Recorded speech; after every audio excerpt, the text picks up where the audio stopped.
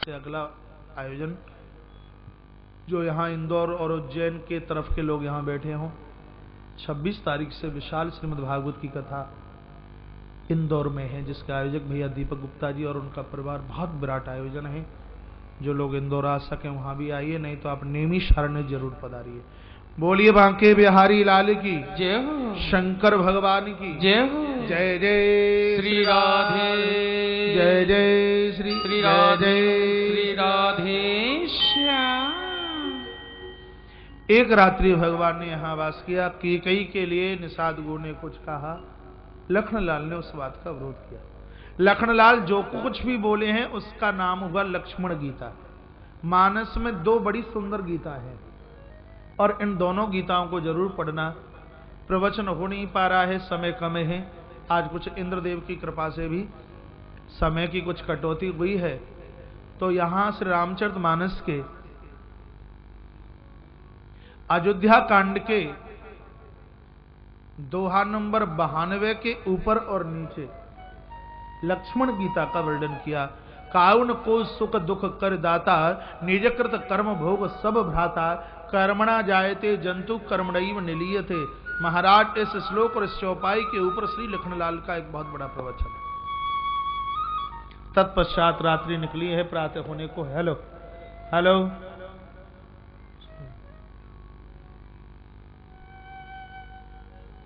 श्रृंगवेरपुर के जितने भी लोग हैं प्रभु राम का दर्शन करने के लिए आए। लिखा है, सुना है, पूरा नगर प्रभु का दर्शन करने के लिए आया, लेकिन श्रृंगवेरपुर का एक व्यक्ति प्रभु से मिलने के लिए भी नहीं आया। कौन है? केवट। केवट नहीं आया भगवान का दर्शन करने के लिए। पत्नी के पास बैठा रो रहा है, लेकिन प्रभु का दर्शन करने के लिए नहीं जाता। और सब दर्शन करने के लिए आ रहे हैं। किसी के पास में फूल है, प्रभु को फूल चढ़ा दिया। कोई लकड़ी काट के आ रहा था तो उसने भगवान को लकड़ियां ही चढ़ा दी। कोई फल लेके आ रहा था, उसने भगवान को फल चढ़ा दिए। यहां तक लिखा है कुछ लोग मछली पकड़ के ला रहे थे, उनको पता लगा राम जी आए तो उन्होंने भगवान राम के चरणों में मछली ही चढ़ा दी। किसी ने जिंदी चढ़ाई और किसी ने मरी मराई चढ़ाई। अब जिसके पास जो कुछ होगा वो वही तो चढ़ाएगा। भगवान बड़े खुश हो रहे हैं, गुदगुदी हो रही है। सब आए, भगवान सबको आशीर्वाद देने लगे, लेकिन केवट नहीं आया प्रभु से मिलने के लिए। पत्नी के पास बैठा रो रहा है। कभी कभी माताएं तो बड़ा सुंदर समाधान कर देती है। दिक्कत आए माताओं को पूछिए, समाधान मिलेगा। कहा आंख में आंसू क्यों है? कहा भगवान आए हैं। अरे भगवान आए हैं तो आप भी चलिए दर्शन करने के लिए और मुझे भी ले चलिए।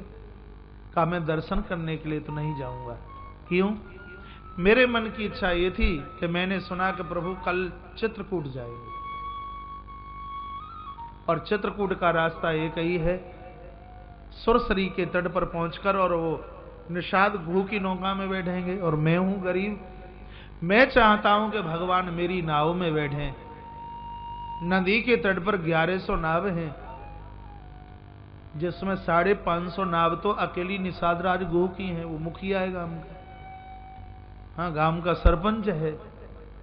तो भगवान तो फिर उसी की नाव में बैठेंगे, और मैं चाहता हूं कि भगवान मेरी नाव में बैठे। उसके लिए मैं क्या करूं? पूरी रात हो गई, मैं सोया नहीं। पत्नी ने कहा ऐसा करो, आप मुखिया के चरणों में प्रणाम करो। मैंने ऐसा सुना है कि आज उनके दरवाजे पर पहुंचकर उनको जो कोई प्रणाम कर रहा है और जो कुछ मांगा जा रहा है वो उसको पूरा कर रहे हैं।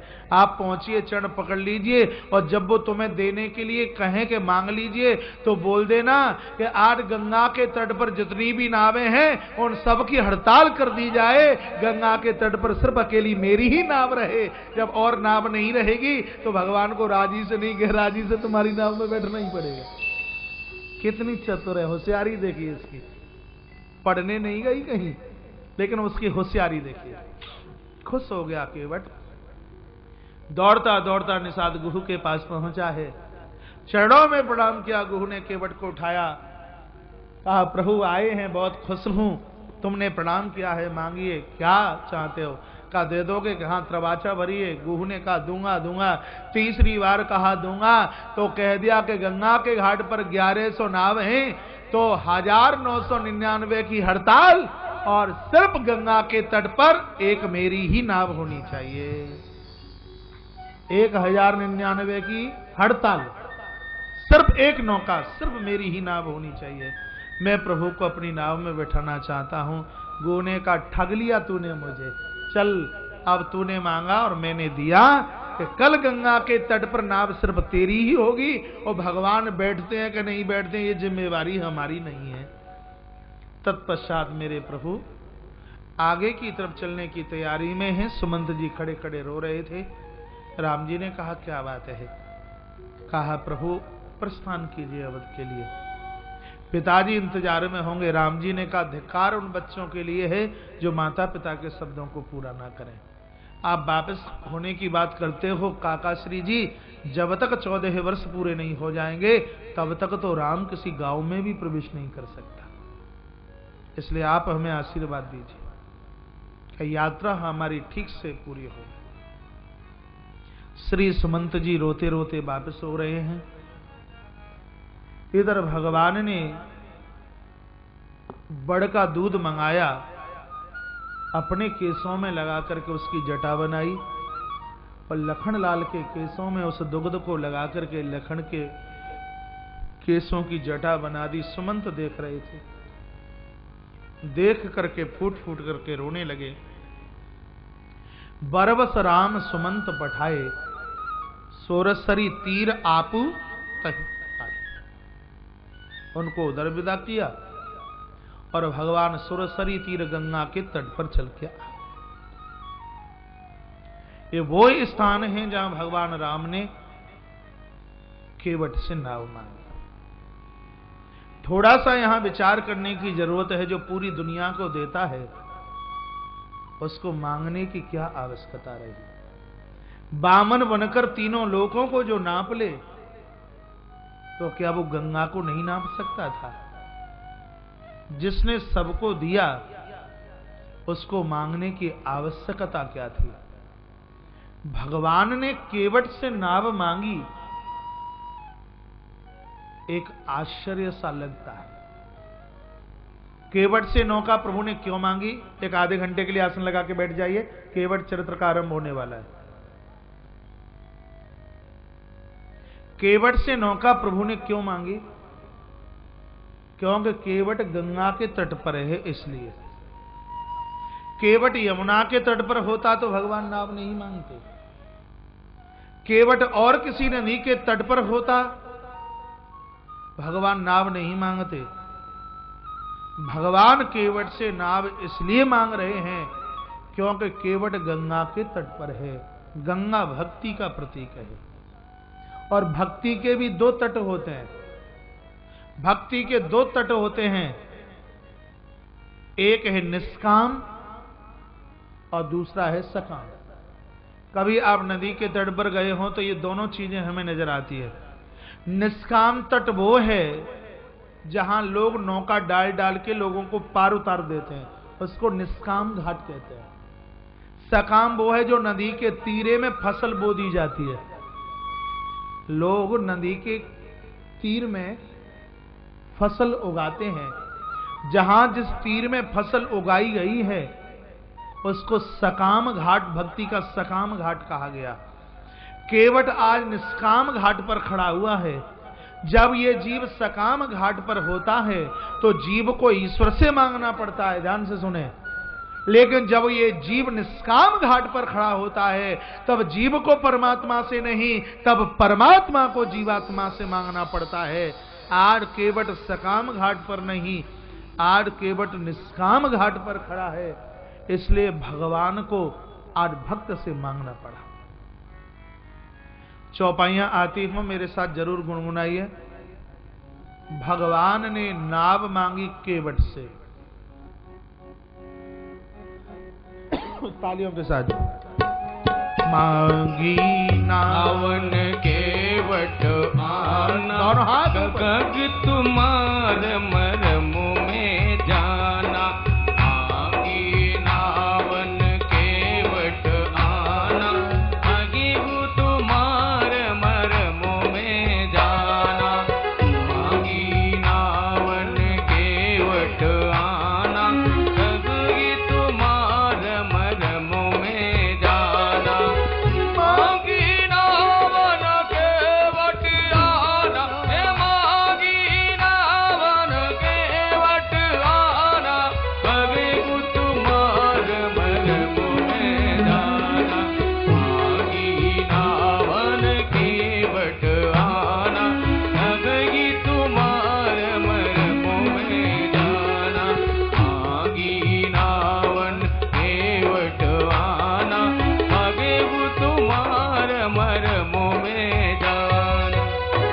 केवट ने देख लिया कि भगवान तट तक आ गए, सो वहीं नौका में छिप करके बैठ गया। भगवान ने कहा केवट भैया नाव इस तट पर लेकर के आ जाइए और हमें नौका में बैठा करके हमें पार उतार दीजिए। सो अंदर से ही बैठा बैठा बाहर नहीं निकलता, थोड़ी सी मुंडी ऊपर हिलाई केवट ने, कहा सरकार वहीं खड़े रहिए, मैं नाव लेकर के नहीं आऊंगा, क्योंकि मैं तुम्हारे मर्म को जानता हूं इसलिए। भगवान अचंभित हुए, मुस्कुराने लगे और क्या सोचा होगा कि 9 महीने जिस मैया ने मुझे पेट में रखा वो मर्म नहीं समझ पाई, लखनलाल हर क्षण हर पल मेरे साथ में रहे वो मेरा मर्म नहीं समझ पाए। भगवान शंकर जगदम्बा को कहते हैं देवी जब इनका जन्म हुआ ये प्रकट हुए, पालन सुर धरनी अद्भुत करनी मर्म न जाने कोई इनके मर्म को नहीं समझ पाया। और ये जाति का केवट कहता है कि हम तुम्हारे मर्म को जानते हैं। केवट जैसा पात्र दूसरा है नहीं। प्रभु ने मुस्कुरा करके कहा कि भैया कौन सा मर्म तुम हमारा जानते हो? केवट ने कहा 2 4 50 25 होते तो बताते भी, तुम्हारे अनगिनत मर्म हैं, अब हम कितने मर्म बताएं? भगवान ने कहा 2 4 अभी बता दे और कुछ बकाया रह जाए तो 23 मार्च से फिरोजपुर की रामकथा में बता देना, कुछ मर्म बच जाए हो तो उनको वहां बता देना, कुछ यहां बता दे। सो केवट कहता है कि महाराज सबसे बड़ा मर्म तो हम तुम्हारा ये जानते हैं कि आज तुम्हारी गर्ज पड़ी है इसलिए नाव आके मांग रहे हो। गर्ज क्या पड़ी है? तुम्हारी गर्ज ये पड़ी है कि ये गंगा तुम्हारे चरणों से निकली है, चरणों से निकलने के कारण ये गंगा रिश्ते में तुम्हारी बेटी लगती है और बाप बेटी को कभी लांग नहीं सकता, इसलिए खड़े खड़े तुम हमसे नौका मांग रहे हो। और दूसरा मर्म हम तुम्हारा ये भी जानते हैं, तुम हो ईश्वर और तुम्हें सिर्फ तारना ही आता है, तुम्हें तैरना नहीं आता। एक ये भी मर्म हम तुम्हारा जानते हैं, यदि तुम्हें तैरना आता होता तो हमसे तुम नाव नहीं मांगते। और एक मर्म हम तुम्हारा ये भी जानते हैं कि तुम नंबरी जादूगर हो। कमाल कर दिया भगवान, बहुत हंसे। कहा मैं जादूगर हूं? कैसे? मैं जादूगर कैसे हूं?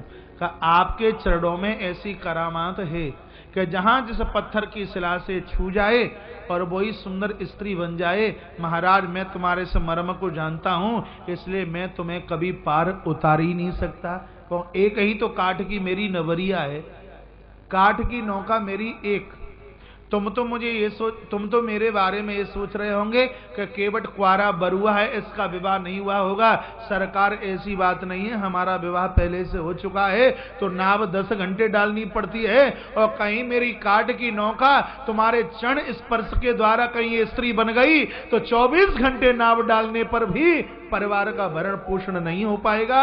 भगवान आप पत्थर को भी स्त्री बना देते हो, इस मर्म को हम तुम्हारे इस मर्म को हम जानते हैं। कहा ऐसा तो कभी हुआ ही नहीं। केवट ने कहा हुआ है, हमने सुना है। कहा कब हुआ?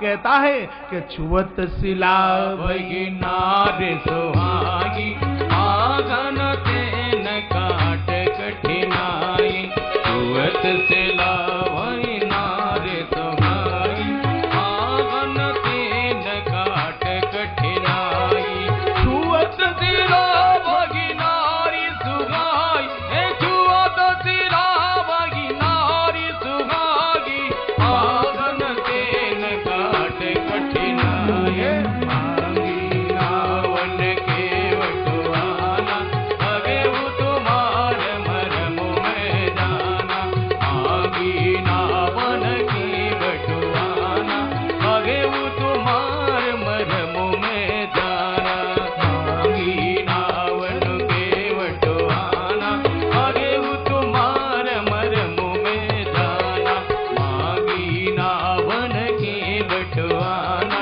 अगे वो तुम्हार मर्म में जाना।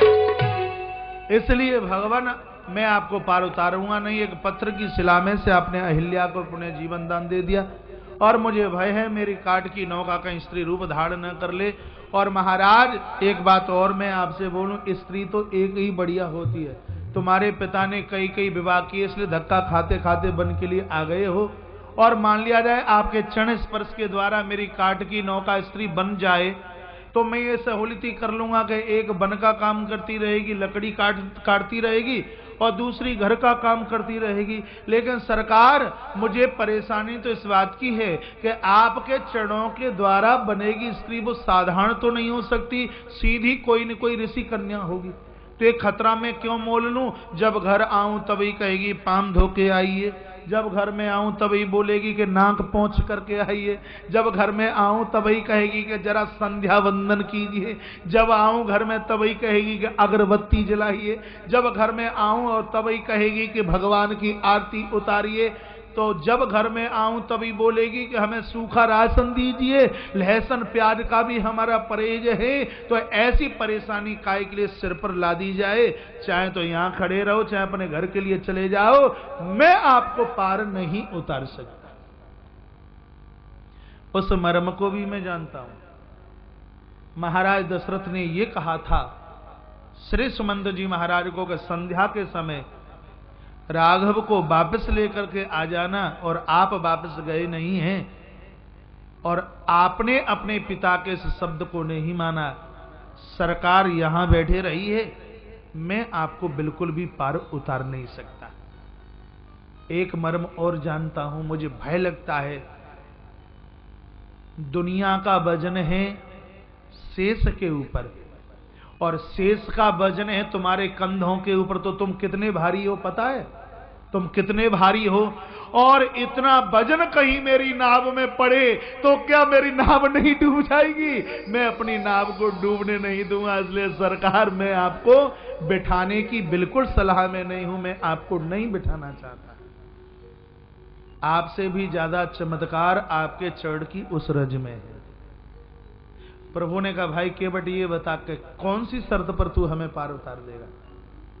केवट ने कहा, एक शर्त तो मुझे लगती है, भाती है कि मैं आपको पार उतार दूं। वो ये है, जो प्रभु पार अवश्य गाचे हूं, मोहि पद पदम पखारन ते हूं। यदि आप मेरी ही नाव में बैठना चाहते हो तो मुझसे अपने चरण धुलवा लीजिए,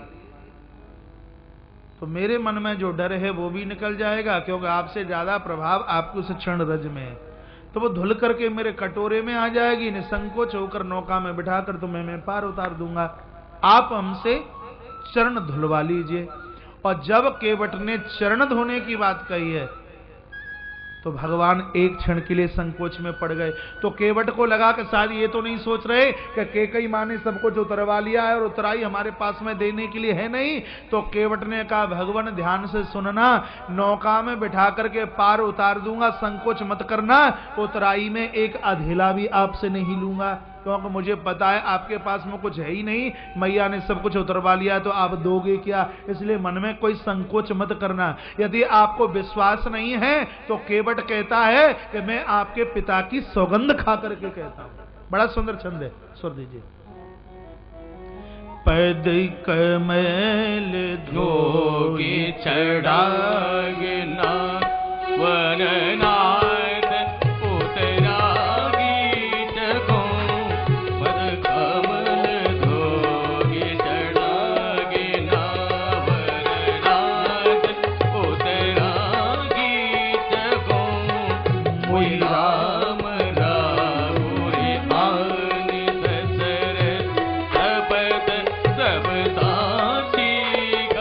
केवट ने कहा, भगवान मैं तुम्हारे पिता की सौगंध खा करके कहता हूं, नौका में बिठाकर पार उतार दूंगा, लेकिन आपसे उतराई नहीं लूंगा। जैसे ही महाराज दशरथ की सौगंध खाई, उतावले हो गए, क्रोधित हो गए। लखनलाल तरकट से बाण निकाल लिया, मारने को तैयार है। धौर, तेरी इतनी हिम्मत, हमारे पुरखों के पास तक तू पहुंचता है। तब केवट बोलता है कि बरु तीर मारो लखन पे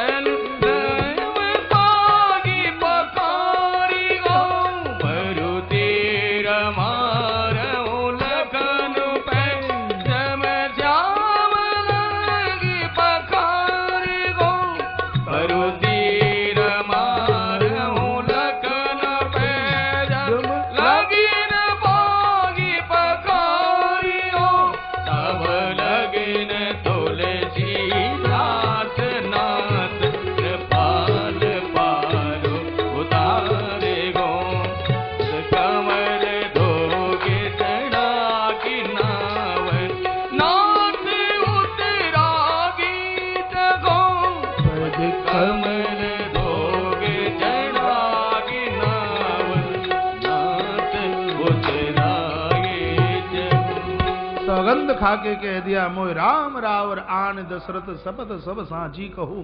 महाराज दशरथ की सौगंध खाता हूं, पार उतार दूंगा और आपसे उतराई नहीं लूंगा।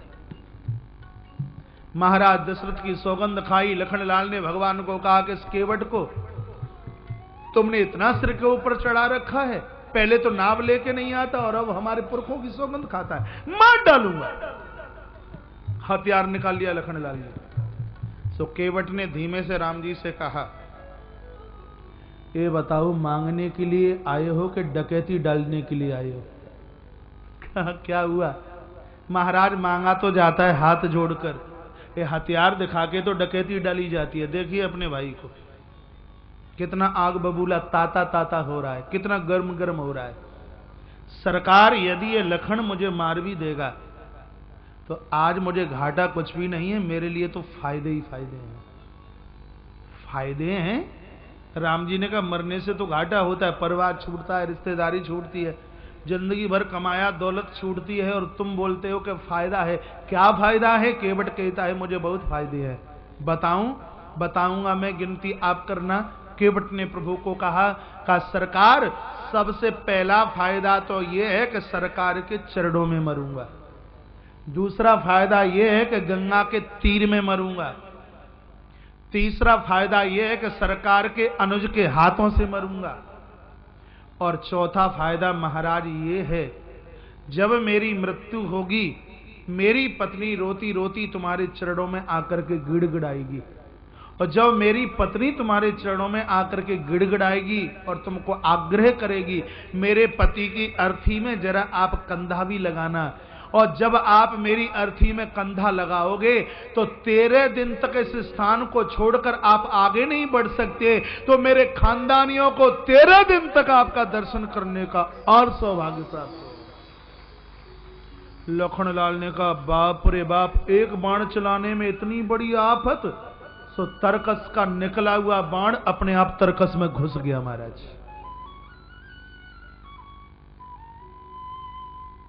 केवट ने कहा लखन वो समय तो निकल गया, तुमने मुझे नहीं पहचाना होगा लेकिन मैंने तुम्हें पहचान लिया। मैं उसी क्षीर सागर का कछुआ हूं और ये सरकार उसी क्षीर सागर के नारायण हैं, और ये माता जानकी उसी क्षीर सागर की लक्ष्मी है। एक बार नारायण का दर्शन करने के लिए मैं आया तो इस लक्ष्मी के कहने से फुंकार भरकर तुमने मुझे दूर फेंक दिया। द्वारा दर्शन करने के लिए आया तो आपने पुनः फण मारा। तीसरी बार दर्शन करने के लिए आया तो फण मार करके तुमने मुझे मौत की स्थिति उतार दिया।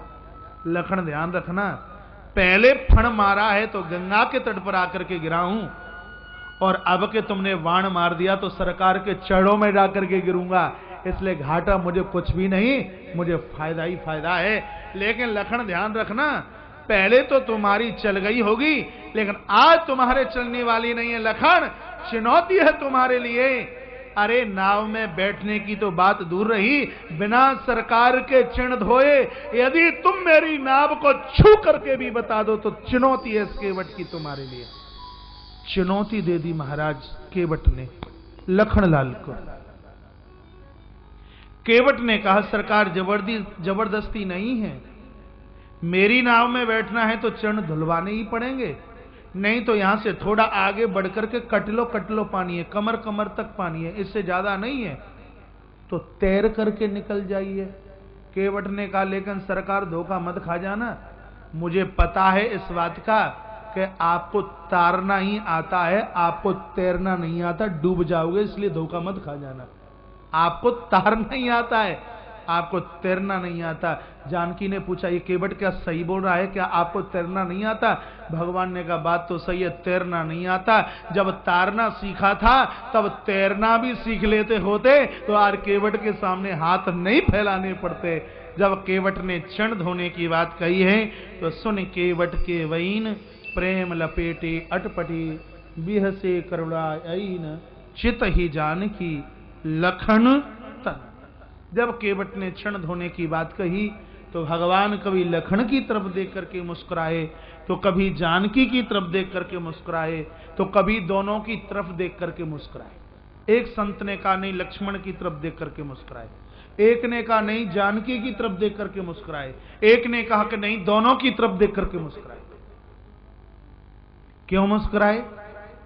इसलिए मुस्कुराए, लखनलाल को भगवान इशारे से पूछना चाहते, जब तू छोटा था मेरा दाहिना अंगूठा पीता और मैया तुझे अलग कर देती तो घंटों घंटों तक तू रोता, मेरे अंगूठे से तुझे अलग कर दिया जाता तो तुझे इतनी बेचैनी होती, तू इतना रोता, एक अंगूठे के लिए तू इतना आंसू बहाता, और ये केवट दोनों पांव धोने की बात करता है और पांव धोने के ऊपर तू कुछ भी नहीं बोलता। इसलिए लखन को देख करके भगवान मुस्कुराए।